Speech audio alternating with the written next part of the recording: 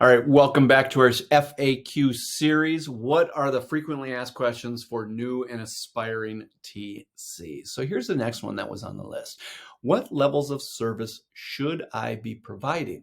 It's a good question.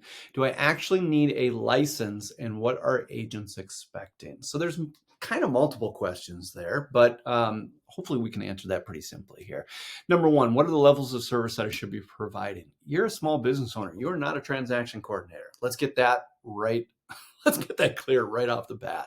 Okay. You are not a transaction coordinator. You are first and foremost a small business owner that provides transaction management as a service. Okay. So the first thing is you're a small business owner. So what does that tell you right up front? You can do whatever you want. Okay. You have to determine with what levels of service do I want to provide? What levels of service actually do I need to provide to be based on what I want to charge?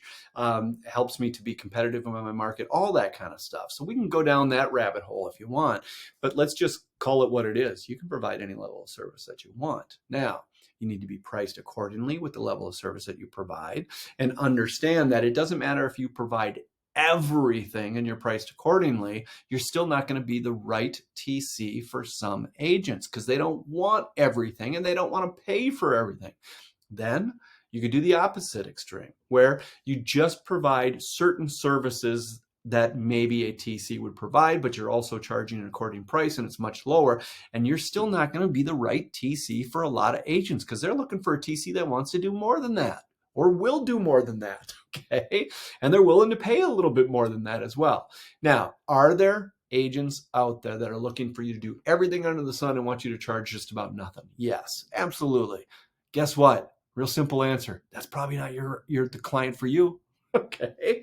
It's not everybody has to be your client. Okay. Not everybody is going to be a good fit for you. Now,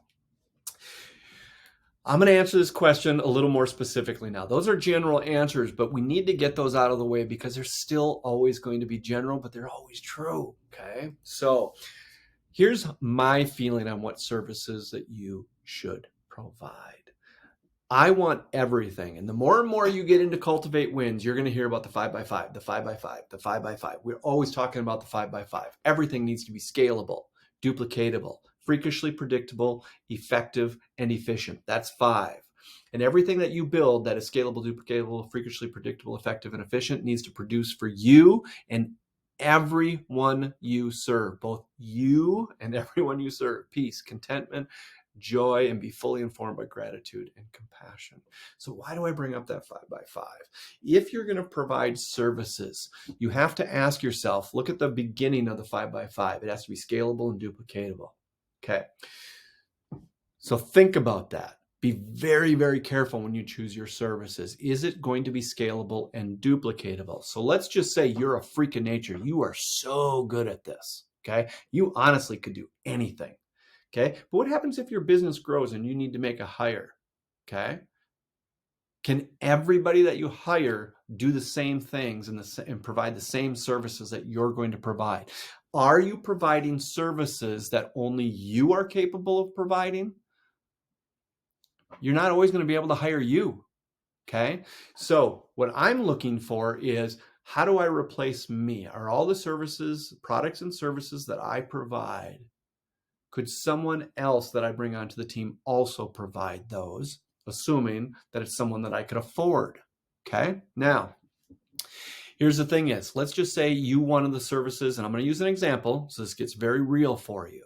Do you need to be licensed? Okay. If you're licensed, there's still going to be some criteria where if you're licensed, that doesn't mean that you can write contracts. Okay. In some states it does, and in some states it doesn't, because in some states you might be licensed, but you can only write contracts for the broker that you're licensed under, and you're actually serving agents that are licensed under another broker. Now there's other states where if you're licensed, you can actually write contracts for everybody. Okay, whether they're with your broker or not.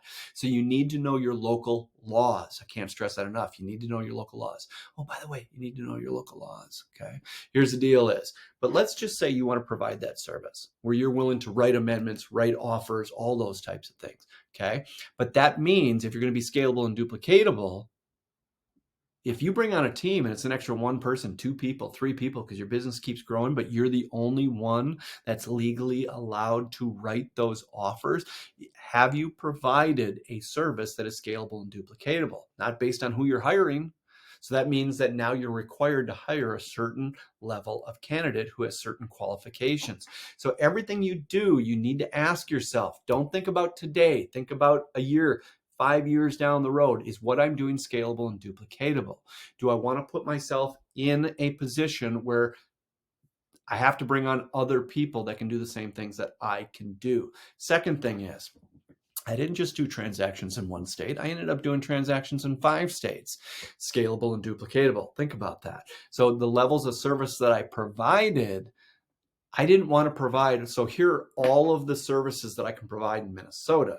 Here are all the services I can provide in New York, Louisiana, Pennsylvania, Florida, blah, blah, blah, blah, blah. Okay. Here's the deal is I chose a level of service that actually I could do that in all of the states. Okay. Now, so what did that mean? I chose not to write contracts, so that I only provided levels of service that even if I was licensed, the level of services that I provided, I only provided levels of service that could be done by non-licensed people. Okay. Why?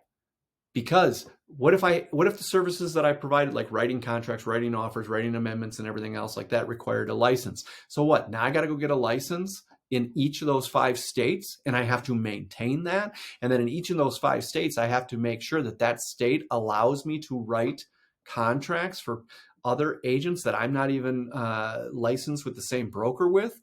That's just a lot of things to work on. Okay.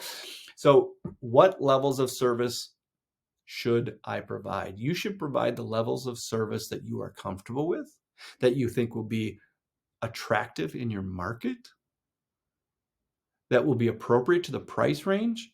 And I'm going to tell you the one that most people don't think about, and it's the one I've just spent the most time on. Provide levels of service that you believe with all your heart how you're going to build your business in the future of your business, that the levels of service that you are providing are scalable and duplicatable. And I will stress it over and over and over and over and over again, is know your local law. Know what you're even allowed to do. And then if you bring any other team member onto your team based on their qualification, what are they licensed or allowed to do by law? You got to know those things. That's not a joke. So I hope that helps you. These are all personal decisions based on you as a business owner. What do you want to provide? What is scalable? What is duplicatable? And what is legal and allowed?